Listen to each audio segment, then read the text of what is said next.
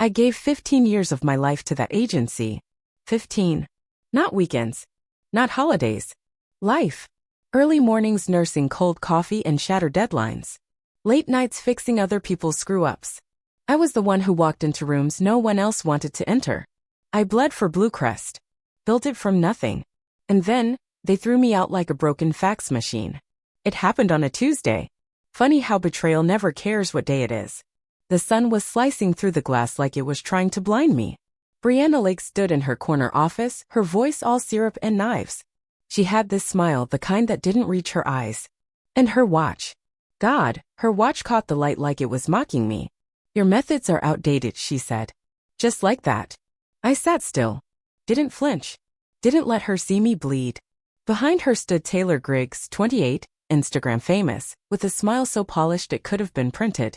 She'll be taking over your accounts, Brianna said, gesturing like I was handing over a purse, not a legacy. My legacy? I built those accounts from nothing. I held their hands through crises, scandals, mergers. I was there. While Taylor was probably filming dance reels on TikTok. They'll be fine, Brianna chirped. Taylor's introducing herself this week. I wanted to laugh. Instead, I nodded. Of course. 15 years. Gone in a sentence. No thank you. No recognition. Just a severance package and a warning. Don't call the clients. Don't make noise. I stood, smoothed my skirt, and walked out with my head high. But inside? Inside I was burning. I packed up my office in silence. Framed awards. Handwritten thank yous. Little pieces of me stuffed into cardboard. Every item a scar. Every photo a ghost. The plaque from Valente's launch campaign. The one that doubled our revenue. The ribbon from Greenway's rebrand, the campaign that saved their company. The letter from Sterling Financial's CEO thanking me for making numbers human again. But none of that mattered now. Not to them. To them, I was a relic. Dust on the shelf. Something to clear out before the next quarterly meeting. As I taped up the last box, my phone buzzed. Ellie, how did the meeting go? Still on for dinner tonight? I stared at the message. My daughter. The only person who saw all of me, not just the title on the business card. I replied, definitely. And I have some news. Love you. News. Yeah. That was one way to put it. The restaurant was packed. Ellie had already grabbed a booth, her smile ready to catch me. 25 years old, smarter than I ever was, with fire in her bones. She took one look at my face and put her fork down. Okay. Tell me everything. I told her. All of it. Her jaw dropped. They fired you? After everything. I just nodded. You built that agency. They can't just erase you. But they had. And that's when she said it, the sentence that changed everything. Mom. What are you planning? It stopped me cold. Not what will you do? Not are you okay? What are you planning? Because she knew me.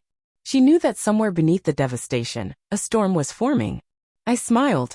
Slowly. Do you remember Jason and Veronica? Ellie lit up. Your old creative director and strategist? They left last year, right? They've been trying to start a new agency.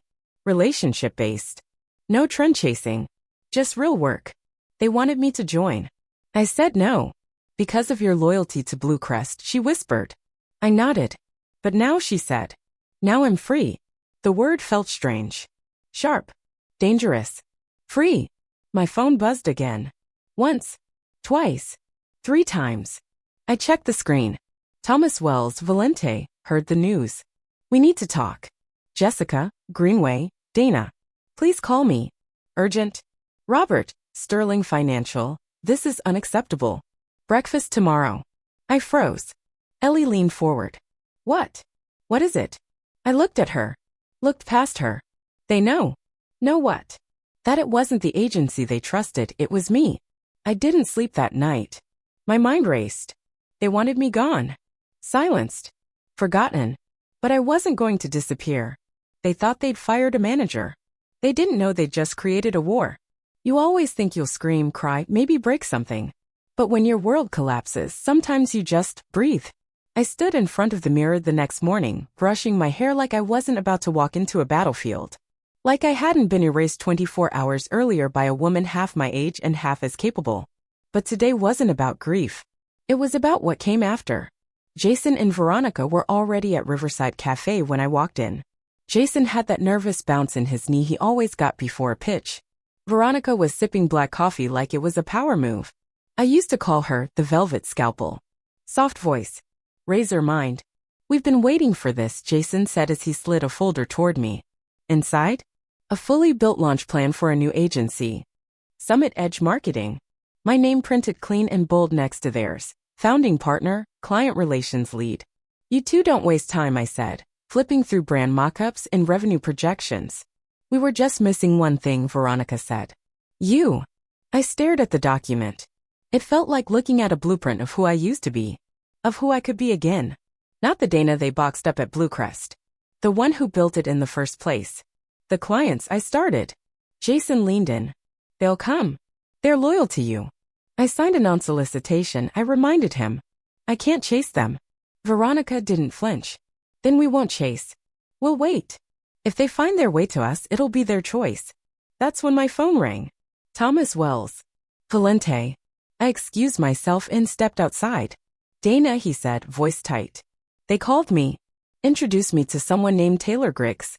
Said she's my new point of contact. My throat tightened. Thomas, I don't want an apology. I want to know what the hell is going on. I told him the truth. The sanitized version. Leadership changes. New direction. They let me go. He laughed bitterly. Let you go. You've run our accounts for 10 years. I can't ask you to follow me, Thomas, I said quietly. But if you choose to. You'll be hearing from me, he cut in. Soon. Back inside, I barely had time to sit before my phone buzzed again. This time, Robert from Sterling. Then Jessica from Greenway. It was like someone had cracked a dam. The loyalty I thought might dissolve without a corporate title was rushing toward me like floodwater. They're coming, I whispered. Jason smiled. It's already starting. But then, my inbox pinged with a name that twisted my stomach. Brianna Lake. Her message was cold and short. Dana, please remember your contractual obligations regarding client contact. Any violations will result in legal action. We trust you'll act professionally. Brianna Lake, CEO, Bluecrest Creative. I showed the screen to Jason and Veronica. She's scared, Veronica said. She should be, Jason added. But I wasn't smiling. This wasn't about winning a petty fight. This was about surviving the corporate cancer that had infected everything good at Bluecrest. Relationships, integrity, purpose. All poisoned by ego and image. I wasn't going to fight dirty. But I wasn't going to roll over either. Breakfast with Robert was a war room. He arrived already angry. I've been with Bluecrest for 8 years, he snapped, and they send me a kid who couldn't pronounce our CFO's name. I stayed quiet. Let him vent. I don't want fireworks, Dana. I want stability. You always gave us that. When I told him about Summit Edge, he didn't hesitate. Send me the paperwork when you're ready. Then Jessica called. Dana, did you see Brianna's LinkedIn post? I hadn't. Until she sent it. A picture of Brianna and Taylor in front of the Bluecrest logo. Caption. A bold new era. Embracing innovation and saying goodbye to outdated methods. Outdated. That was me. That woman has no idea what Greenway stands for, Jessica said. You helped us build our brand from dirt. You walked our farms, for God's sake.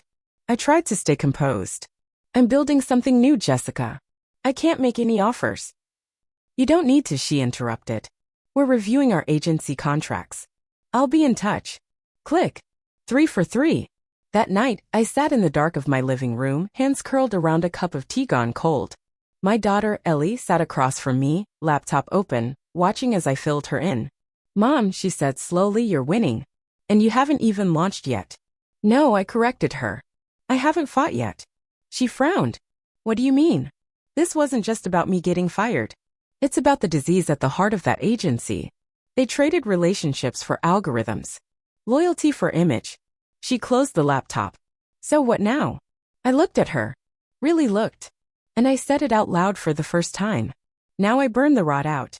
The next morning I was sipping coffee in Jason's home office, our makeshift headquarters, when his eyes widened at the screen. Dana, he said, voice hushed. Look. He turned his laptop toward me. It was an email from Thomas. Valent is terminating its contract with Bluecrest, effective immediately. We're seeking representation that understands the value of real relationships. My pulse jumped. That was it. The first domino. Veronica burst through the door seconds later. Check your inbox, she said. Jessica. Robert. Both pulling out of Bluecrest. I couldn't breathe. 3 accounts. Millions in revenue. Gone from Bluecrest in less than 48 hours. Jason exhaled. We just killed the queen on the first move. But then the phone rang again. Unknown number. I answered. Dana Mallister. A pause. Ms. Mallister. This is Deanna Winters, chair of the board at Bluecrest Creative. My heart stopped. She didn't call to threaten. She called to ask one question. Would you consider coming back if certain leadership changes were made? Would I consider coming back? That's what she asked. Like I was a light switch they could flick back on. Like undoing humiliation was just a matter of rearranging seats on the board. I let the silence stretch on the call until it turned into a quiet threat. I appreciate the offer, Ms. Winters, I finally said. But I'm already building something better. After I hung up, I sat in Jason's living room, staring out the window at a neighborhood waking up. People jogging, dogs barking, a kid learning to ride a bike. And all I could think about was this. They didn't just underestimate me. They forgot who I was. By Thursday morning, 3 more of Bluecrest's clients had reached out to Summit Edge. No solicitations. No pitches. Just a wave of companies who felt what I felt.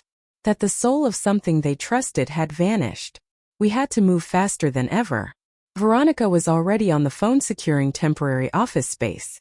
Jason was working with our designer to finalize the brand. And me? I was staring down a decision that didn't just shape a company, it shaped who I was becoming. Robert from Sterling called again that afternoon. You'll have our full account, he said. Just send the damn invoice. He wasn't emotional. He was done. Done being treated like a number. Done trusting people who only knew how to perform competence. You were always the real thing, Dana, he said.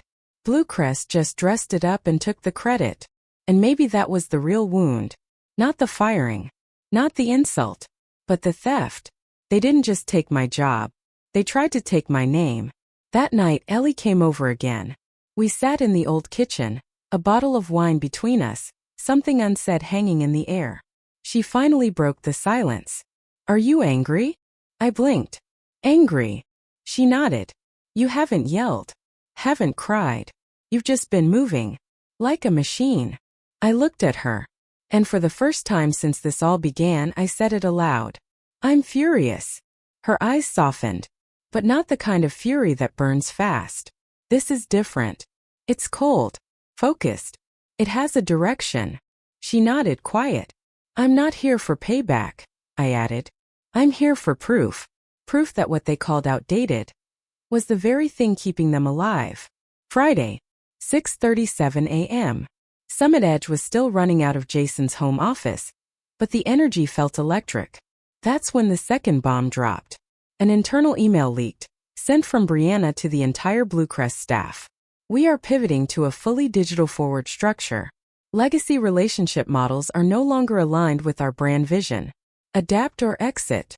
The word exit underlined in bold. Jason slammed his laptop shut. She's purging the old team, he said. Anyone who worked under you. Veronica walked in a second later with a stunned look. We just got 5 resumes. All from Bluecrest staff. Senior people. They weren't just losing clients now. They were bleeding from the inside. And then the twist. Monday morning. I was alone in the new office, the one we leased from Harold, my first boss, cleaning the windows myself because we hadn't hired janitorial yet. A knock at the door. I opened it. And there stood Taylor Griggs. My replacement. Can I talk to you? She asked, voice small. I should have slammed the door. I should have laughed in her face. But I didn't. Because she didn't look smug. Or polished. Or ready to revolutionize anything. She looked wrecked. I didn't know what I was walking into. She started, sitting across from me. Brianna made it sound like you were retiring. That the clients were already drifting. I didn't say a word. They left so fast, she whispered. I couldn't stop it. They didn't even give me a chance. My voice was cold. Because you weren't the one they trusted.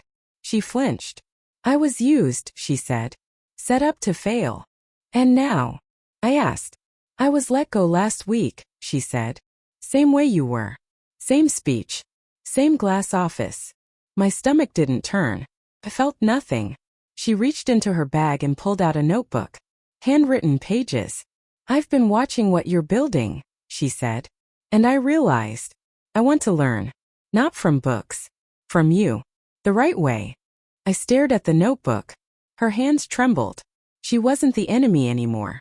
She was what happens when people mistake visibility for value. "I'm not hiring," I said flatly. "I'm not asking for a job," she replied.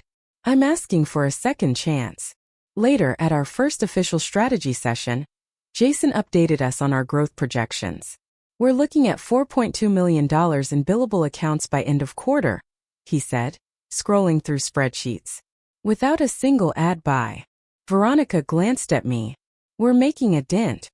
A real one." And I felt it in my bones. We weren't just building something. We were proving something. You don't need to scream to make noise. Sometimes the sharpest revenge is results. And just as I exhaled, Ellie texted me again. "Mom, you need to see this." A link to a business article. Breaking. Bluecrest CEO Brianna Lake steps down amid mass client exodus. My jaw clenched. The story detailed her departure, the board's loss of confidence, and the sudden freefall of one of California's top marketing firms. She was out. I wasn't sure how to feel. I wanted to feel victorious. I wanted to feel justified. But all I felt was this. It wasn't over. Not yet. Because what we'd started wasn't just a rebellion. It was a movement. And the world was watching now. You don't know where your line is until you're standing at the edge of it. And by the time you realize it, you've already crossed it. After Brianna stepped down, the vultures descended on Bluecrest. Whispers about a board coup. Lawsuits. Layoffs. They'd lost nearly 40% of their billables in 10 days. Their leadership was gone. Their clients were gone. And now? Now they wanted me back. It was a Monday when Deanna Winters called again. She didn't waste time. "We'd like you to consider returning," she said. "Not as an employee, as CEO." I nearly dropped my coffee. "I'm sorry, what?" "We need stability. And frankly, your clients followed you, not us. You've built something we can't replicate." I looked around our new office, the old converted house where my career began. The one Harold Peterson built. The one he gave back to me. Jason was in the other room coaching our junior strategist. Veronica was editing a client pitch deck by hand, sleeves rolled up, coffee cold. I didn't need Bluecrest. But they needed me. And for the first time I realized I could destroy what remained of them. Or I could rebuild it in my image. That night, I told Jason and Veronica. Jason exploded first. "No. No way. You're not going back to the same machine that gutted you." Veronica was quiet. Too quiet. "You're thinking about it?" she asked finally. "I'm not," I lied. "I just wanted you both to know they offered." Veronica stared at me, then looked away. "Good. Because we're not halfway through proving them wrong yet." I smiled. But something inside me cracked. Because what I didn't tell them was this. I was tempted. Not for money. Not for title.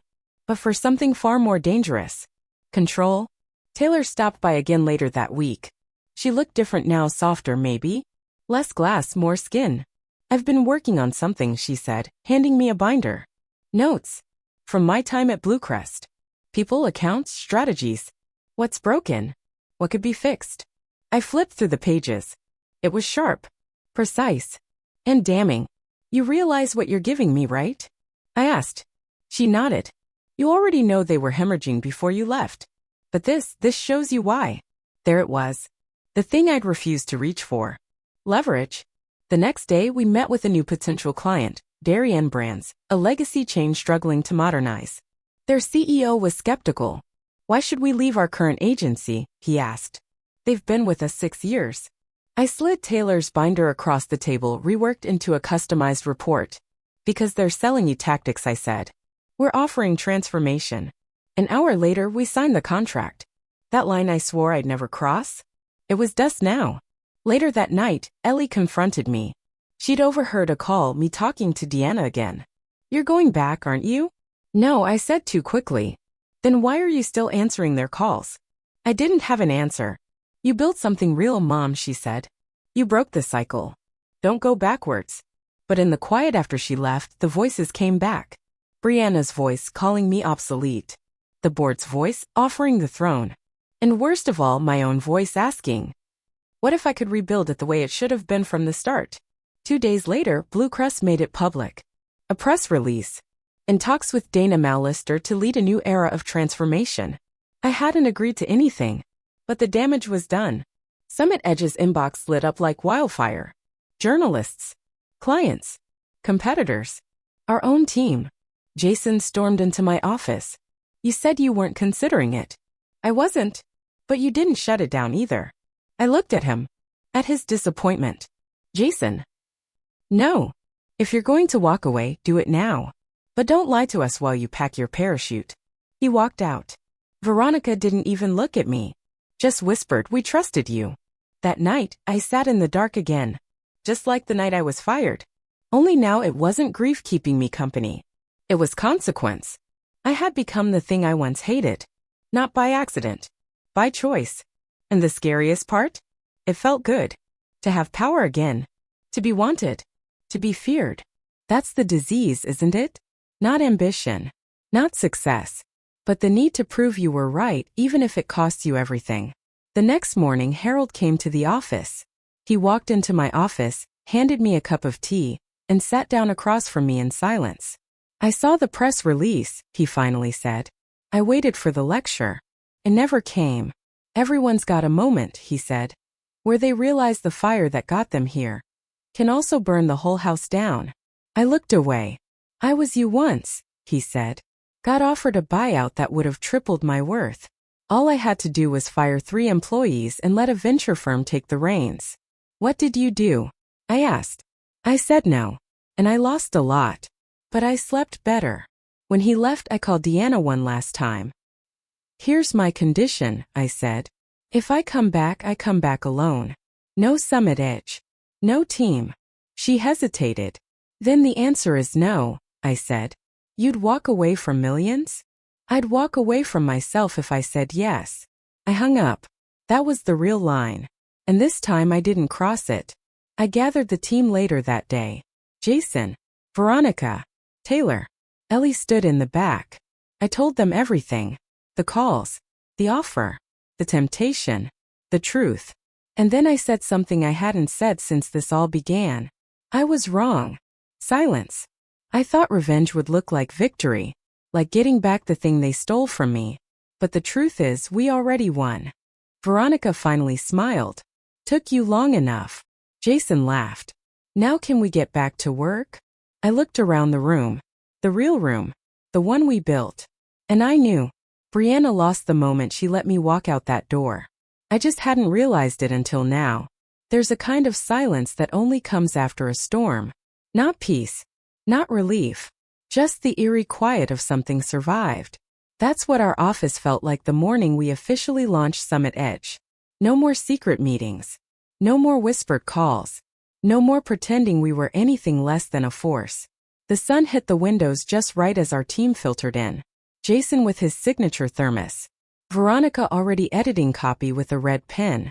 Taylor, quiet but focused, carrying a box of new campaign mock-ups.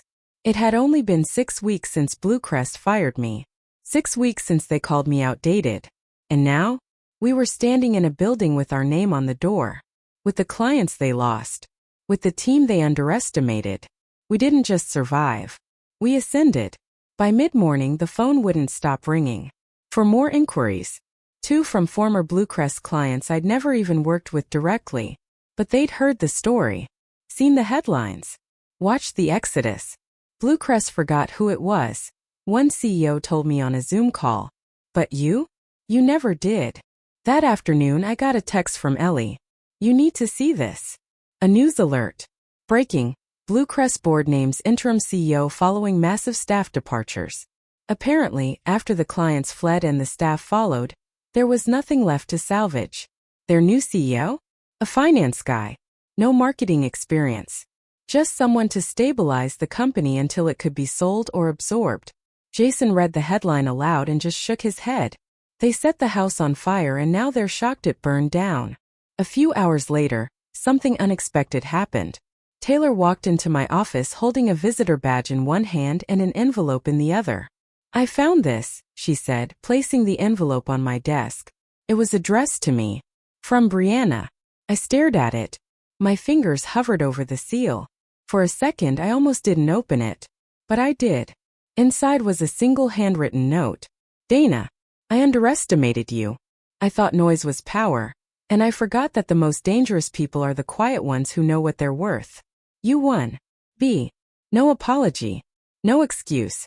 Just admission. And for the first time, I felt nothing. No rush.